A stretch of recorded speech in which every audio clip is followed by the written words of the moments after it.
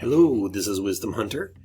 Now this video is going to give an example combat of the action combinations that you would have seen in the other video. So I'll leave a link down in the description so that you can see the video on that explains action combinations. This video is just going to give an example combat so you can see how it works, how it flows, and some of the advantages of actually adding in action combinations. Alright, so let's get started. So now in this combat we're going to have two wolves up here that are sneaking up on a wizard and a barbarian sitting around a fire talking. And so the wolves are back here. So I'm going to show you a different way to do it, like a surprise round. And because in the action economy you can actually do a skilled move with a stealth check. So this is what I'm going to do. Instead of doing a surprise round where these wolves are going to be rolling for stealth to see if they get a surprise round, no, not going to do that. I'm going to do a skilled move. So right now this Lurker 9A is the first one to go in the combat order. So that Lurker 9A, this wolf Lurker, is going to do a skilled move with stealth to try and get advantage and the surprise round on an attack on this wizard. And the wizard has a passive perception of 13. So let's go ahead and do a stealth check. And so now we see that that wolf actually beat the passive perception of the wizard with a 15, so can come in and do an attack. Come down here, pick up the lurker, and a hit. You see this +2 to hit, and 2d6 +4 for the damage. First of all, we'll see if they get the hit, and it comes out to an 8, and I know that's not going to hit the AC of the wizard. So that is that turn. Now we go to the barbarian. Now for the barbarian is going to do a free 5-foot movement to get in there next to the wolf and kick it. So it's going to be sort of a shove. So that'll be an athletics maneuver. So we go over here, come down, athletics maneuver. This roll has to beat the AC. So yes. So the barbarian is able to shove that wolf prone and then come in and do an attack. And that'll give a +2 to the attack with a raging longsword.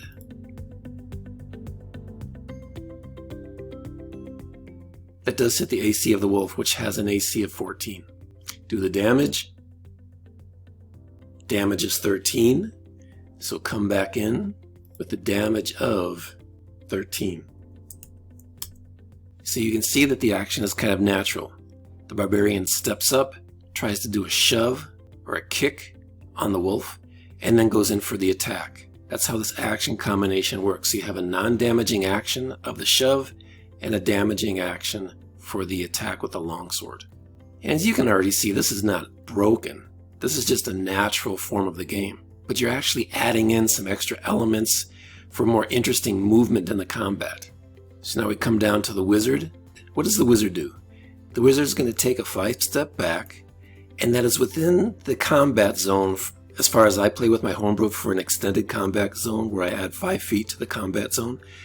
So there's no attack of opportunity.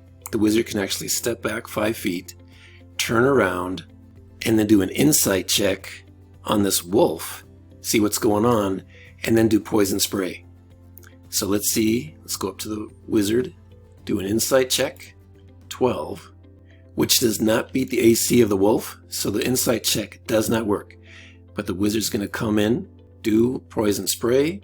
So now the wolf has to beat a constitution saving throw of 13 to avoid 10 points of damage. And gets a natural 20, so the poison spray does not hit. But you can see in that movement that the wizard had to do an insight check to kind of see what was going on. And as part of these action combinations where you can actually include more of the experience of the combat by adding in these different action combinations. Okay, now we're going to go to the other wolf, the one up here. It too is going to come in with a stealth check. So it's going to have to beat the AC of the barbarian, which is a 15. Comes in with a stealth check, has to beat 15, does not. So the barbarian is aware of its movement, so the barbarian's AC is normal. The wolf does not get a +2 to the attack. So the wolf comes in, this lurker wolf is going to come in, take a hit. Does not hit. We'll go ahead and do one more round so I can show you a few other combinations. So we come back up to the beginning of the combat order with the lurker 9A right here. So this wolf is going to try and do a feint move to try and throw the barbarian off balance. So it's going to try and do, let's say, dexterity based move. That's going to have to beat the 15 and does not. So the wolf does not fake out the barbarian, but still going to try and do, so that's the non-damaging action combination. And so now it's going to come in, try and do an attack, gets the hit and the damage on the barbarian who is raging. Cut that in half, 4 damage on the barbarian.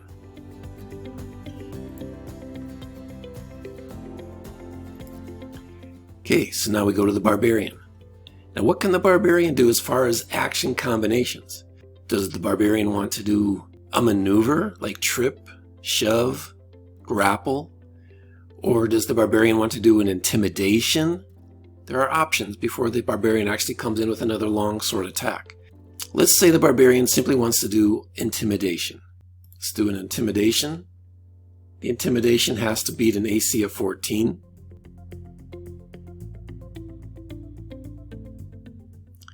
Does not, just misses. So now the barbarian will come with a raging longsword. Does not get the hit. So the non-damaging action to do the intimidation, if it was successful, would have given +2, but even with a +2, the longsword attack would not have hit. Okay, now we'll go to the wizard. What will the wizard do now? We're going to allow the wizard to do 2 spells, so you can see what that looks like. So one spell is going to be without damage, and one spell is going to be with damage.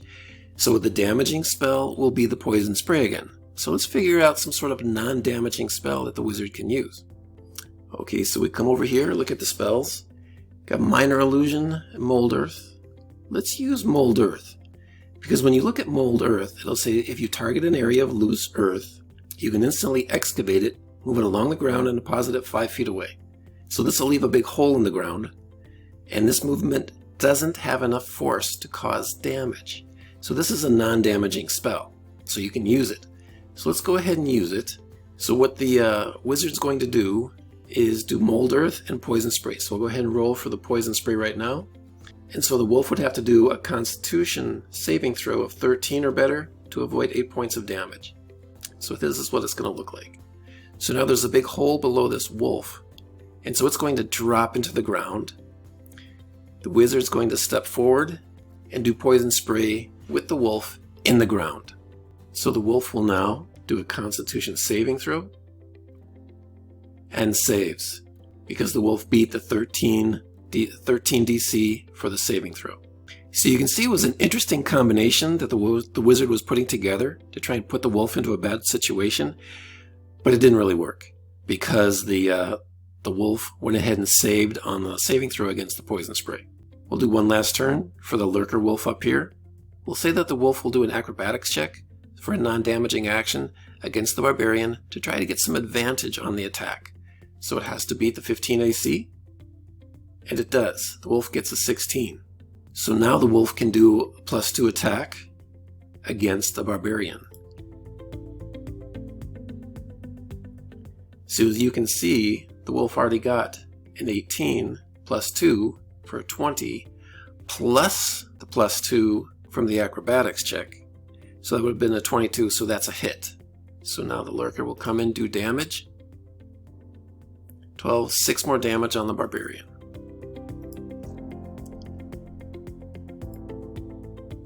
So that's how you can see how this action economy works. Sometimes it has success, sometimes it doesn't have success, but it makes the moves more interesting. So you're using intimidation, you're using acrobatics, you're using stealth in these weapon attacks. And also that combination of a non-damaging spell with a damaging spell would have been really interesting to create that hole, the wolf drops into it, and it gives a better target to do the poison spray. It didn't work, but it makes it more interesting to see how these actions can be combined in your turn. So ultimately you're only doing 1 damage per action, per turn. And to try and get that advantage on these attacks is what makes the whole action combination really interesting, and how you can put together different skill checks. So basically what this comes down to is this action combination becomes like a skill challenge, where you're using a lot more skills to try and get advantage. So it makes it much more interesting. So you can see that this isn't a broken system, it's just a lot more interesting in the action combinations. Alright, I think that'll do it. This is Wisdom Hunter. Thanks for watching the video.